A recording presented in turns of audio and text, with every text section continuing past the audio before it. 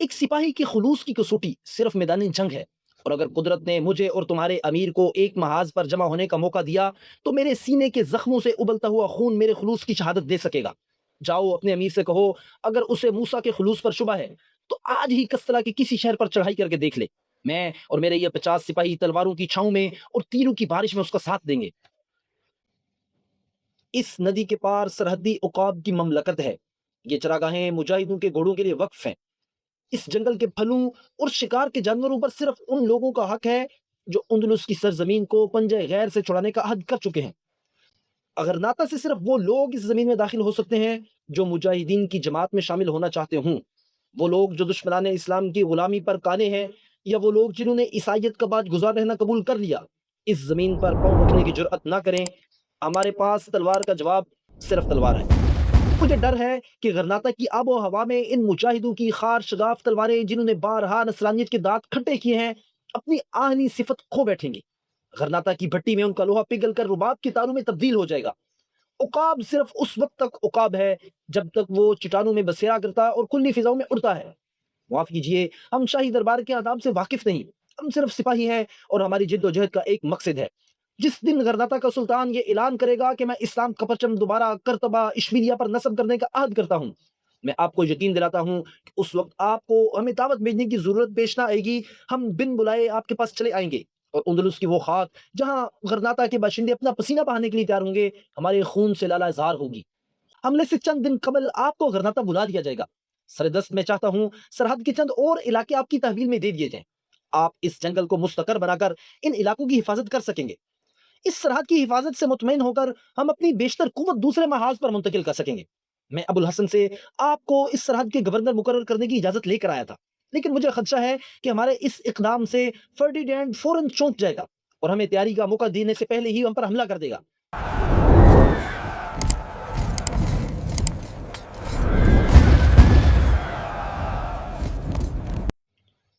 50 سوار پہاڑ کے دامن سے اتر کر گھنے جنگل سے گزرتے ہوئے ایک ندی کے ٹوٹے ہوئے پل کے سامنے رکے۔ ندی کے پار جنگل اور بھی گھنا تھا۔ اس وادی میں جنگلی درختوں کے ساتھ ساتھ انگور کی بیلیں، سیب، انار اور مختلف اقسام کے پھلدار درخت اس بات کی گواہی دیتے تھے کہ یہ جنگل کبھی ایک باغ تھا۔ پل کے پار ٹوٹی پھوٹی سڑک کے دونوں کناروں پر تناور درختوں کی شاخیں آپس میں مل کر ایک چھت کا کام دیتی تھیں۔ سرسبز گھاس اور بیلیں جو کناروں سے آگے بڑھ کر سڑک کے پتھروں کو اپنی آغوش میں لے رہی تھیں، اس بات کا ثبوت تھی کہ انہیں مسلنے والے پاؤں شاذ و نادر ہی اس سڑک کا رخ کرتے ہیں۔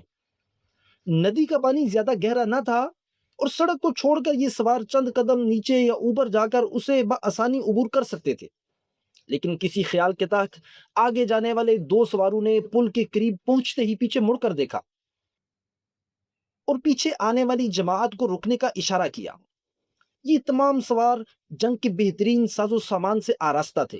سب سے آگے سواروں میں سے ایک کی قبا اور امامہ سفید تھا اور آنکھوں کے سوا اس کا تمام چہرہ نقاب میں چھپا ہوا تھا۔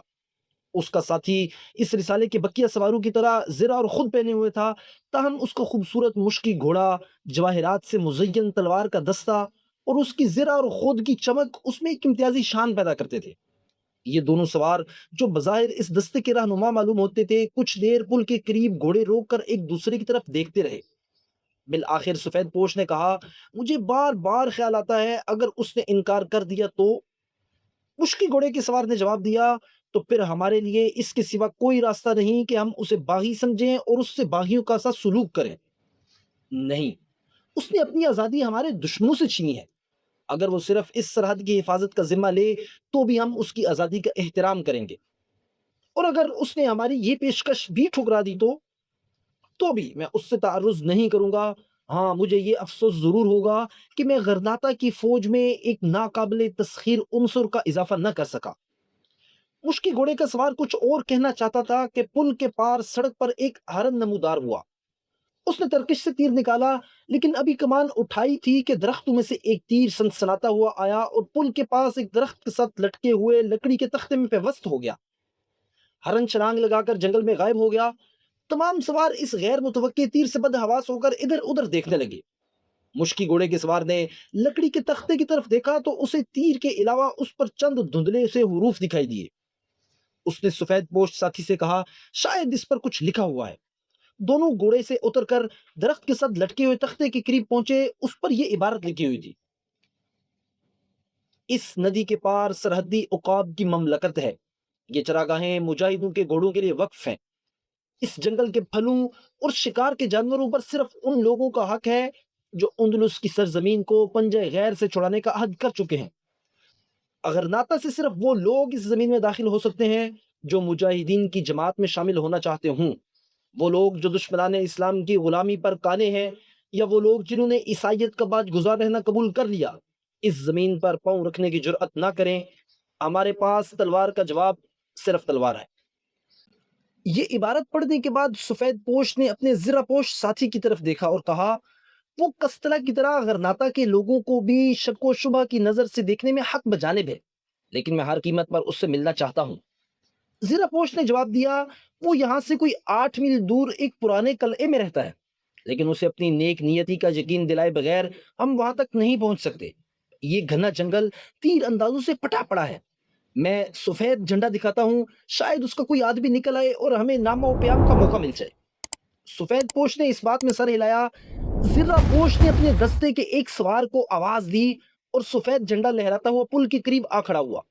زرہ پوش نے بلند آواز میں کہا کوئی ہے، ہم سرحدی عقاب کے نام دوستی کا پیغام لے کر آئے ہیں۔ ایک لمحہ سکوت کے بعد دوسرے کنارے ایک گھنے درخت کی ٹہنیوں میں جنبش پیدا ہوئی اور ایک نوجوان نیچے اتر کر ندی کے کنارے کی طرف بڑھا اور بولا ہمارے پاس دوستی کا جواب دوستی ہے، لیکن سرحدی عقاب کو شاید یہ اعتراض ہو کہ دوستی کے پیغام کے لیے آپ کو اتنے مسلح سواروں کی ضرورت کیوں پیش آئی۔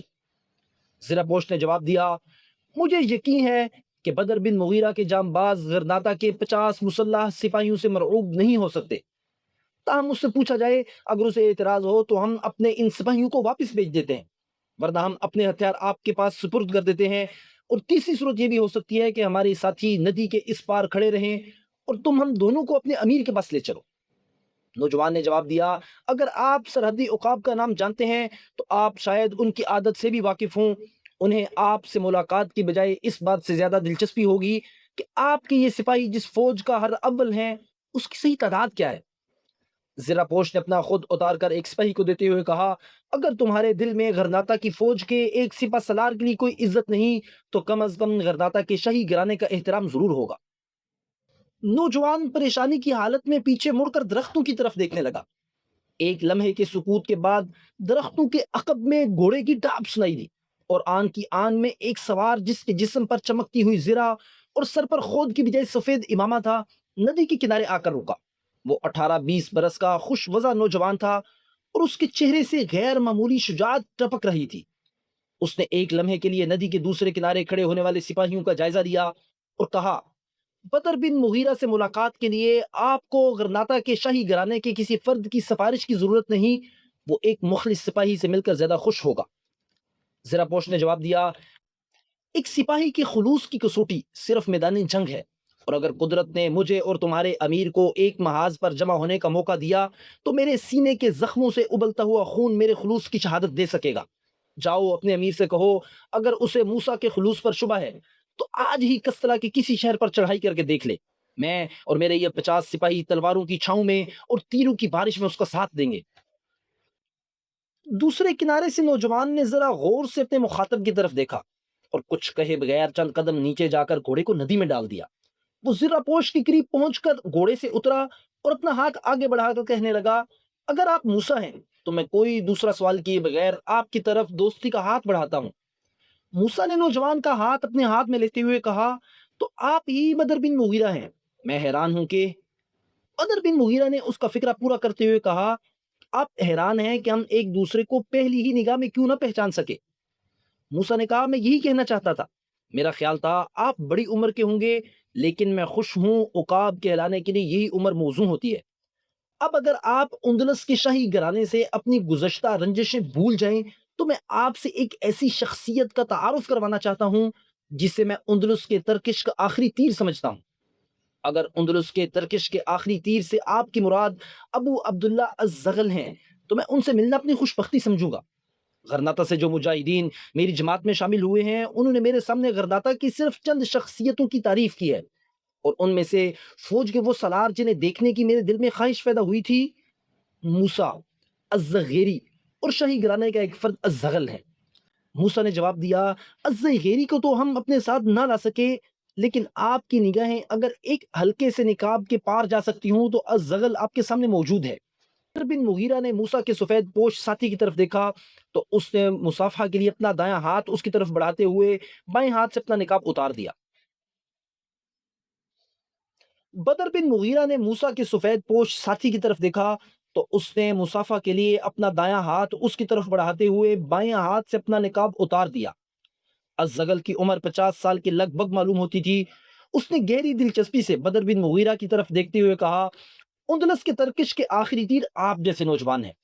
بدر بن مغیرہ نے کہا، آپ کی حوصلہ افزائی کو شکریہ، لیکن بدقسمتی سے اندلس میں تیروں کو پرکھنے والے ہاتھ رباب کے تاروں سے کھیل رہے ہیں۔ الزغل نے جواب دیا، میں ان ہاتھوں سے رباب چھین لوں گا، اور اگر رباب نہ چھین سکا تو ان ہاتھوں کو کاٹ ڈالوں گا۔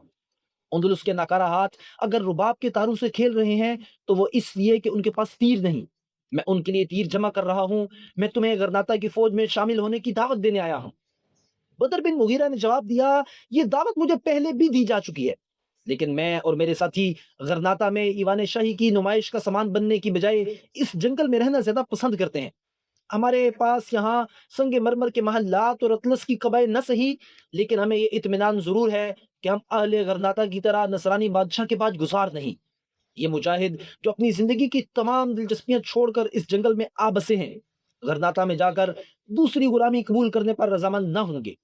مجھے ڈر ہے کہ غرناطہ کی آب و ہوا میں ان مجاہدوں کی خار شگاف تلواریں جنہوں نے بارہا نصرانیت کے دانت کھٹے کیے ہیں اپنی آہنی صفت کھو بیٹھیں گی۔ غرناطہ کی بھٹی میں ان کا لوہا پگھل کر رباب کے تاروں میں تبدیل ہو جائے گا۔ عقاب صرف اس وقت تک عقاب ہے جب تک وہ چٹانوں میں بسیرا کرتا اور کھلی فضاؤں میں اڑتا ہے۔ معاف کیجئے، ہم شاہی دربار کے آداب سے واقف نہیں، ہم صرف سپاہی ہیں اور ہماری جد و جہد کا ایک مقصد ہے۔ جس دن غرناطہ کا سلطان یہ اعلان کرے گا کہ میں اسلام کا پرچم دوبارہ کرتبہ اشبیلیہ پر نصب کرنے کا عہد کرتا ہوں، میں آپ کو یقین دلاتا ہوں کہ اس وقت آپ کو ہمیں دعوت بھیجنے کی ضرورت پیش نہ آئے گی۔ ہم بن بلائے آپ کے پاس چلے آئیں گے، اور اندلس کی وہ خاک جہاں غرناطہ کے باشندے اپنا پسینہ بہانے کے لیے تیار ہوں گے ہمارے خون سے لالہ زار ہوگی۔ خدا کی قسم، اگر میرے متعلق کوئی یہ سمجھتا ہے کہ میں انسانوں کے ایک گروہ کا امیر بننے کے لیے یہ ڈھونگ رچا رہا ہوں تو وہ غلطی پر ہے۔ میں ایک سپاہی ہوں اور غرناطہ کے اس سپہ سالار کا منتظر ہوں جو طارق کی نگاہ اور عبد الرحمن کا دل رکھتا ہو۔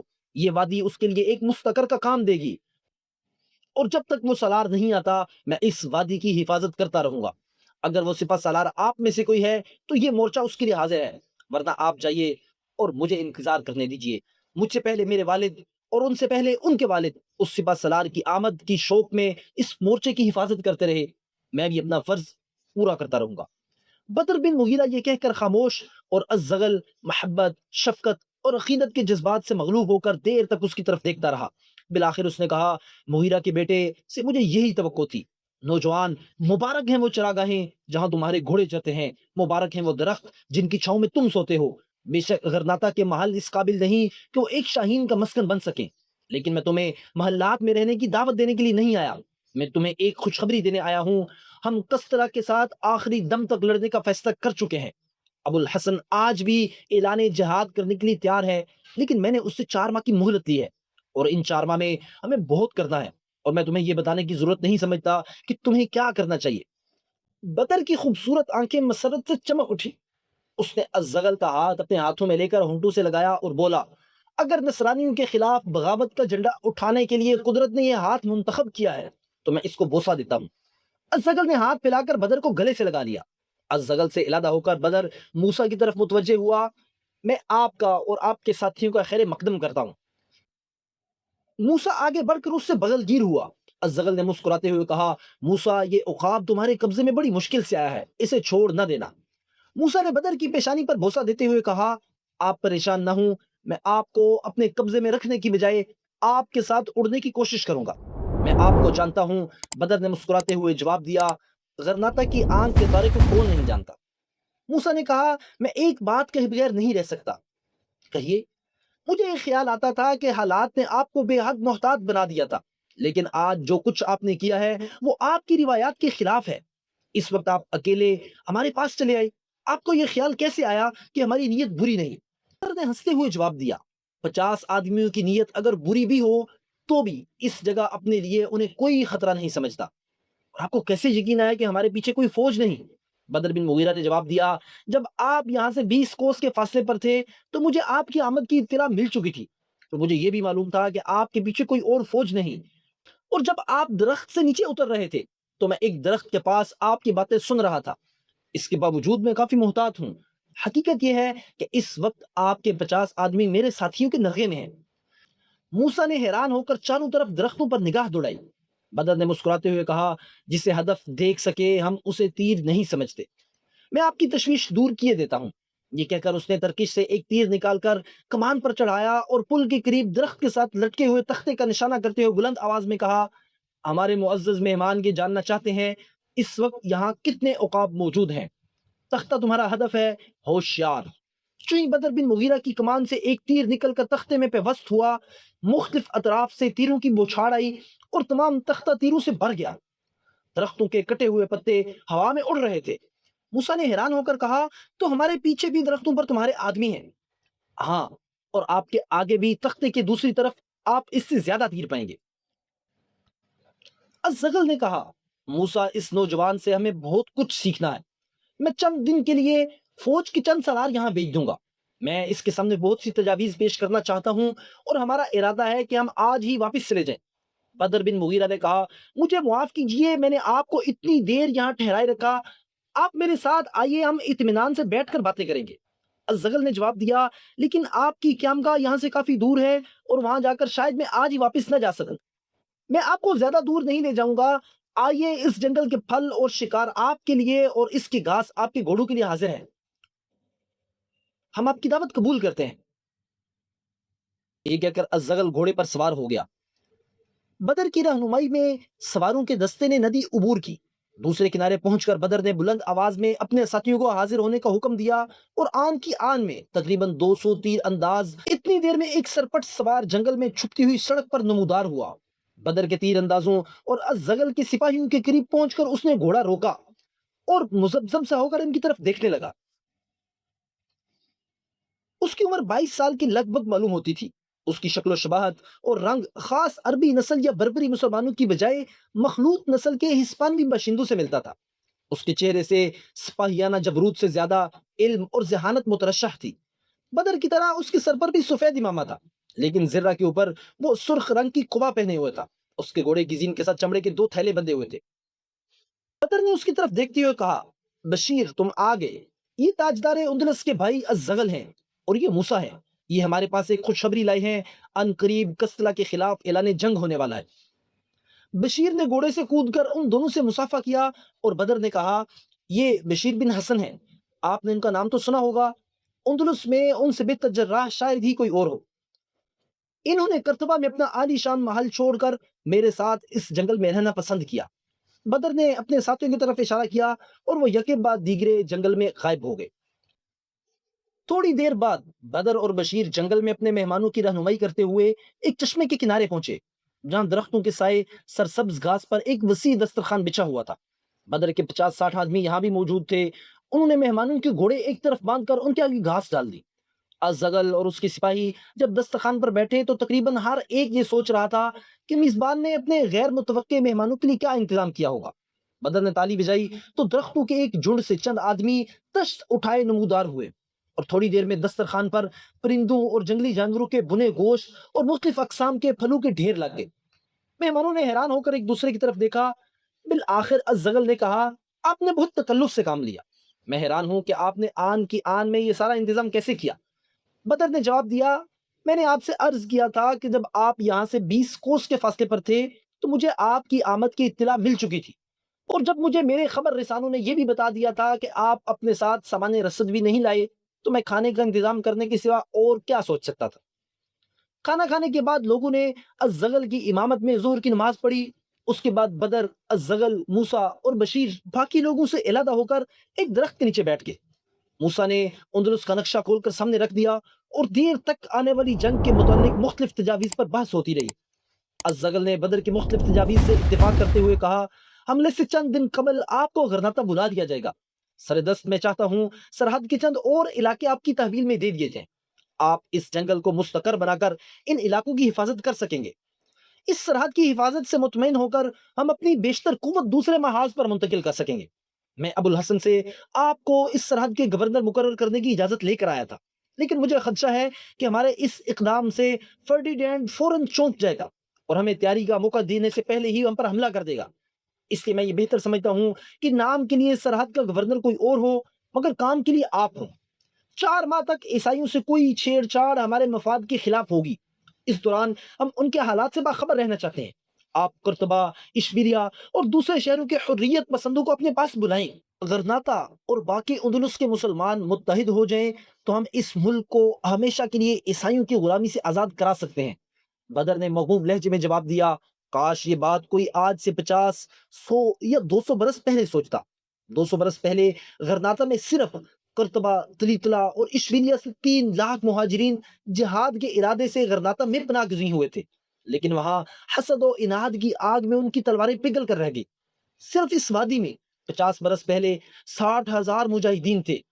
آج میرے پاس صرف 5,000 سپاہی باقی ہیں، لیکن اگر غرناطہ لڑنے کا فیصلہ کر چکا ہے تو ان کی تعداد 3 گنا ہو سکتی ہے۔ ابھی تک بہت سے فالتو گھوڑے اس جنگل میں چرتے ہیں۔ اگر مجھے ہتھیاروں کی ضرورت پڑی تو میں آپ کو اطلاع دوں گا۔ سرحدی علاقے بدر بن مغیرہ کی نگرانی میں دینے کے متعلق بہت سی تفصیلات طے کرنے کے بعد الزغل نے اپنے ساتھیوں کو واپسی کے لیے کوچ کی تیاری کا حکم دے دیا۔